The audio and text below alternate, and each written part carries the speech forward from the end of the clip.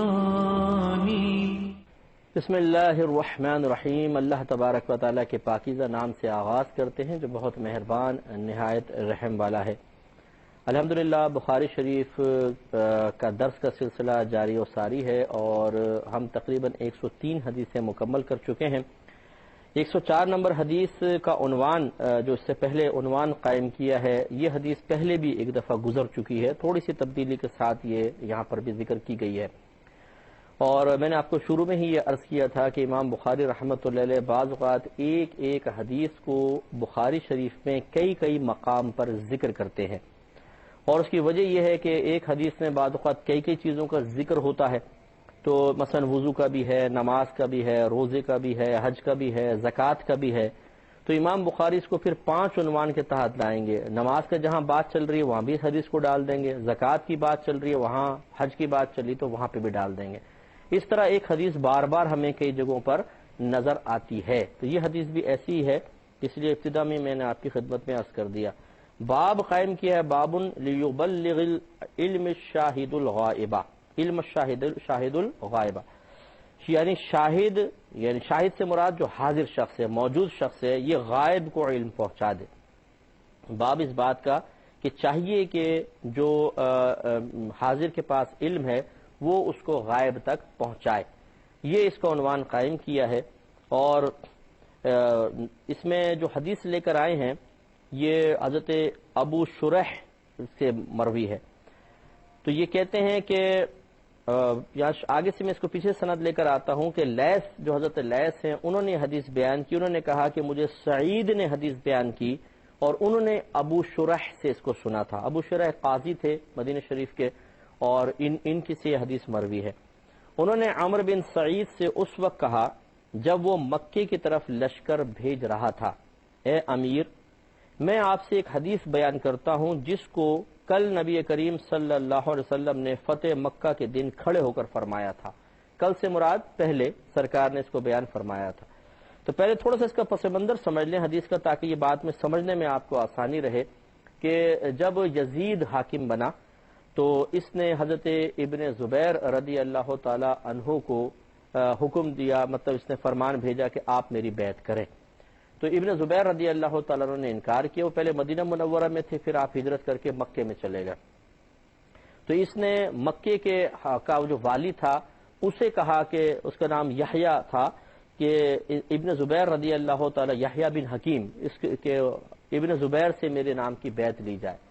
تو وہ گیا، اس نے گھیر لیا ابن زبیر کو، تو اس وقت حضرت ابن زبیر رضی اللہ تعالیٰ عنہ کعبۃ اللہ کے پاس چلے گئے اور آپ نے فرمایا کہ میں کعبۃ اللہ کی پناہ لیتا ہوں کہ تم لوگ مجھے گرفتار نہ کرو، لیکن بہرحال انہوں نے ان کو پکڑا اور شہید کر دیا تھا۔ تو یہ پس منظر تھا۔ اچھا، ہوا یہ تھا کہ جب حضرت ابن زبیر رضی اللہ تعالیٰ عنہ نے کعبۃ اللہ کی پناہ لی تو انہوں نے یحییٰ بن حکیم نے پیغام بھیجا کہ جو انہوں نے تو پناہ لے لی ہے، تو پھر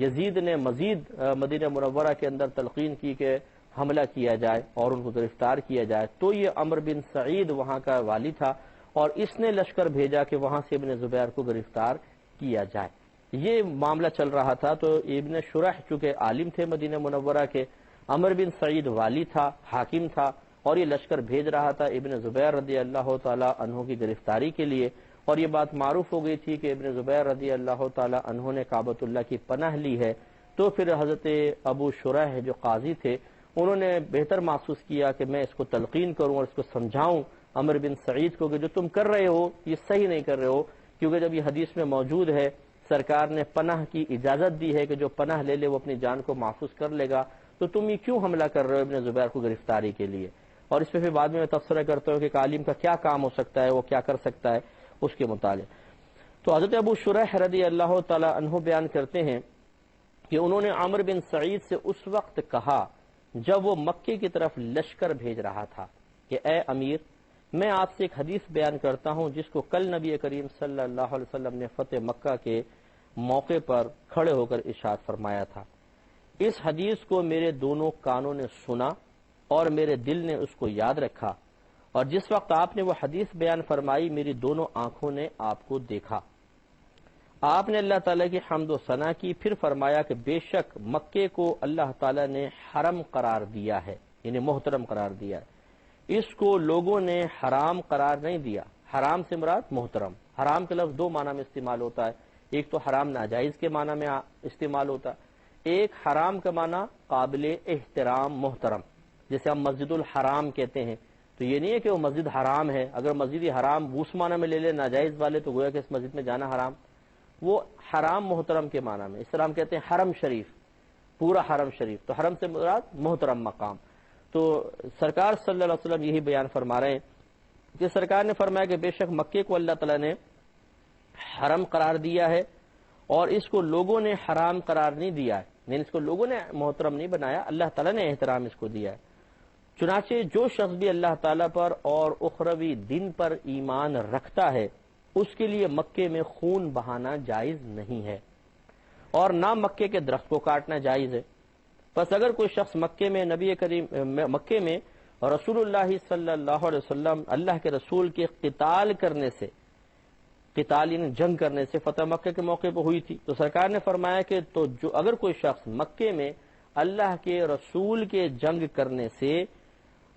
مکے میں جنگ کرنے کی رخصت پر استدلال کرے، یعنی وہ دلیل بنائے دیکھو نبی کریم نے فتح مکہ میں جنگ کی تھی تو ہم بھی کریں گے، اس طرح اگر کرے سرکار فرماتے ہیں تو اس سے کہو کہ بے شک اللہ تعالیٰ نے اپنے رسول کو اجازت دی تھی اور تمہیں اجازت نہیں دی ہے، اور مجھے اس میں صرف دن کی ایک گھڑی میں اجازت دی گئی تھی، آج اس کی حرمت پھر لوٹ آئی ہے۔ یہ سرکار فتح مکہ میں کلام فرما رہے ہیں، فتح مکہ ہو چکا ہے، اب سرکار بیان فرما رہے ہیں، گویا کہ سرکار نے فرمایا کہ یہ تو میں نے اللہ کی اجازت سے یہاں پر جنگ کی ہے، وہ بھی بالکل مختصر اور دن کی ایک گھڑی کے اندر، کیونکہ چند جگہ پہ ایسا ہوا تھا کچھ لوگوں نے مزاحمت کی تو قتال ہوا، ورنہ سب سرنڈر کر گئے تھے اور فتح مکہ آرام سے ہو گئی تھی۔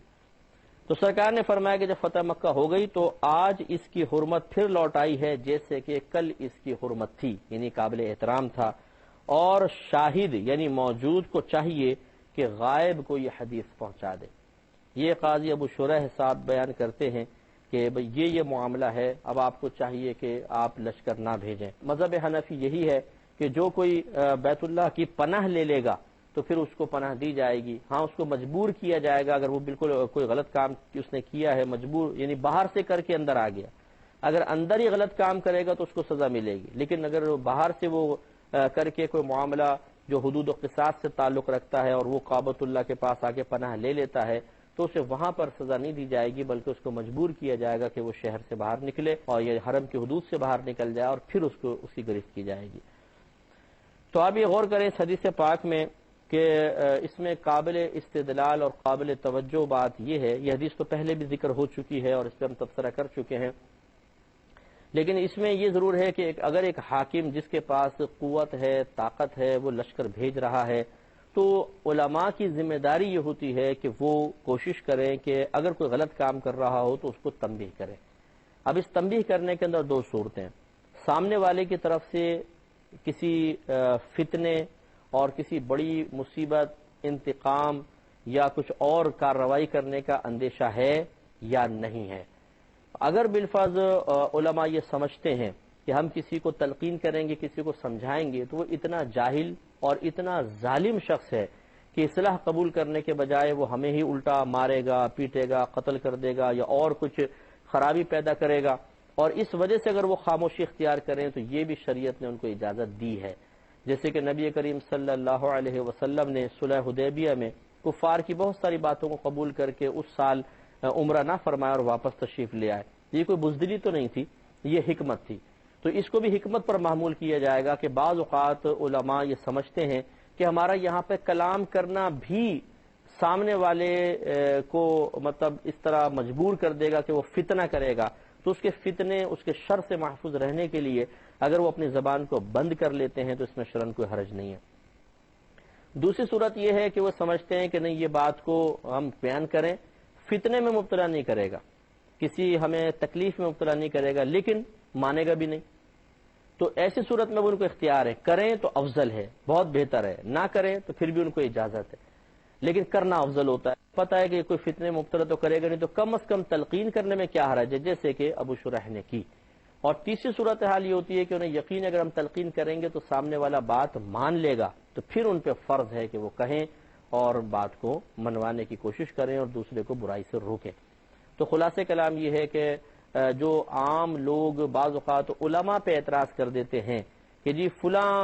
علماء کیوں نہیں بولتے فلاں کے بارے میں، فلاں کو نصیحت کیوں نہیں کرتے، تو یہ اس طرح کرنا مناسب نہیں ہے۔ ہو سکتا ہے کہ علماء کے پیش نظر کوئی نہ کوئی مصلحت ہو۔ جب آپ ایک عام سے انسان ہیں، آپ یہ سمجھ رہے ہیں میرے اندر اتنا تقوی ہے، اتنی پرہیزگاری، اتنا خوف خدا ہے، اتنا احساس ذمہ داری ہے کہ میں یہ بات کہہ سکتا ہوں، اور علماء کیوں خاموش ہیں؟ تو ذرا ایک لمحے کے لیے سوچ لیجئے کہ جب آپ ایک علمی لحاظ سے سطحی قسم کی حیثیت رکھنے کے باوجود اتنا جذبہ رکھتے ہیں، تو کیا علماء کے اندر یہ جذبہ نہیں ہوگا؟ یعنی آپ کو اللہ نے خوف دے دیا، ان کو خوف سے خالی کر دیا۔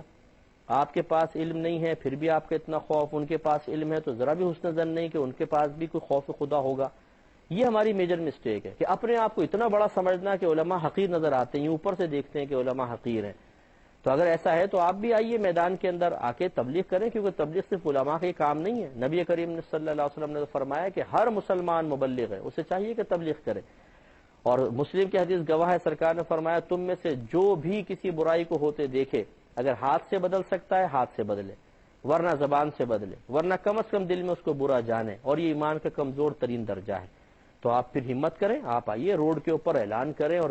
بیان کریں کہ فلا فلا برائی کر رہا ہے، آپ تو کچھ بھی نہیں کر رہے۔ علماء کو آپ کہتے ہیں کہ علماء کریں، وہ ساری حکمتیں چھوڑ دیں،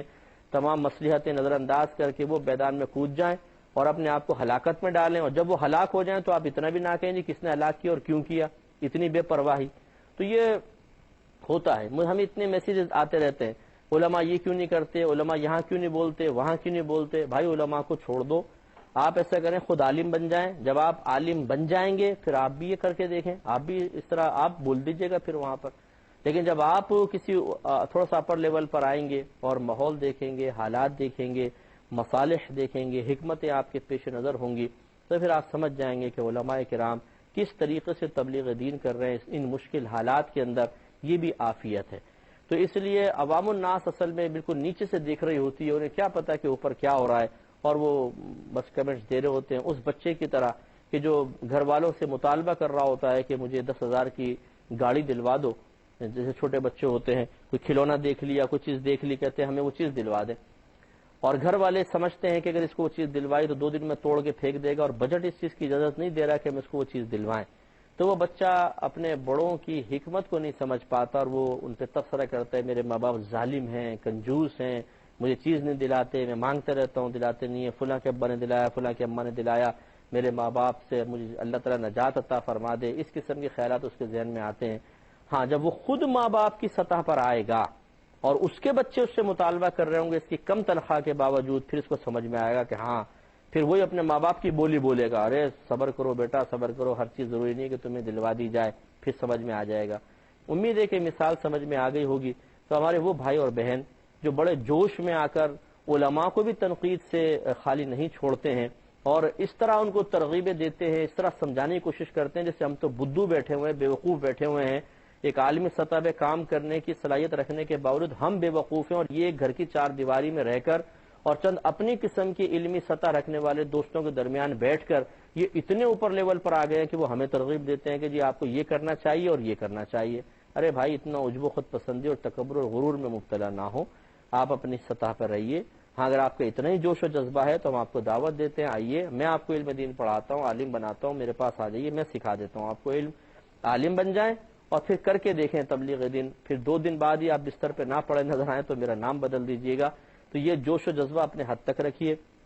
اچھی بات ہے اگر آپ یہ چاہیں کہ یہ اچھا کام ہو، وہ اچھا کام ہو، لیکن اس کی درخواست کرنے کا طریقہ مناسب ہونا چاہیے، اور سامنے والے کی مصلحت کو سمجھنا چاہیے کہ وہ کس مصلحت کے تحت کیا کام کر رہا ہے۔ دیکھیں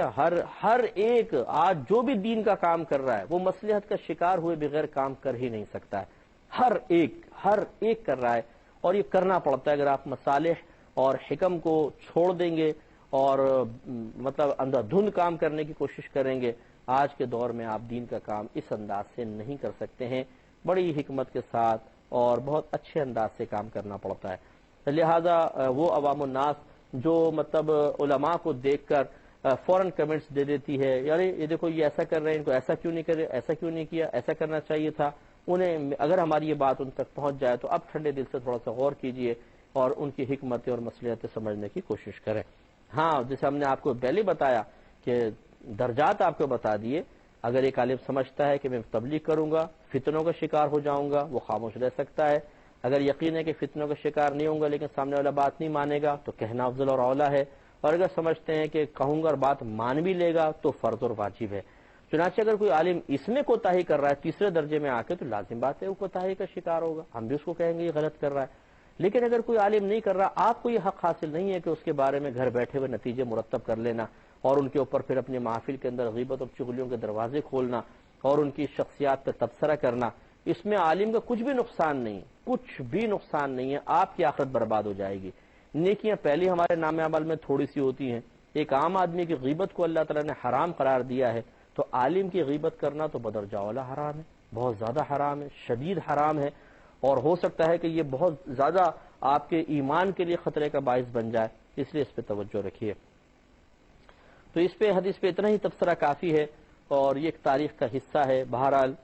جو قتال وغیرہ ہوئے پہلے دور کے اندر، میں نے آپ کو حکم بتا ہی دیا کہ احناف کے نزدیک اگر کوئی باہر سے جرم کرتا ہے جس پہ حدود یا قصاص کا معاملہ ہو اور وہ حرم کی پناہ لے لیتا ہے تو اس کو پناہ بالکل دی جائے گی، لیکن اسے مجبور کیا جائے گا کہ وہ وہاں سے باہر نکلے، تب اس کے اوپر پھر یہ حد یا قصاص کا معاملہ جاری کیا جائے گا۔ اگلی حدیث کی طرف آتے ہیں، حدیث نمبر 105 ہے، اور اس حدیث پاک میں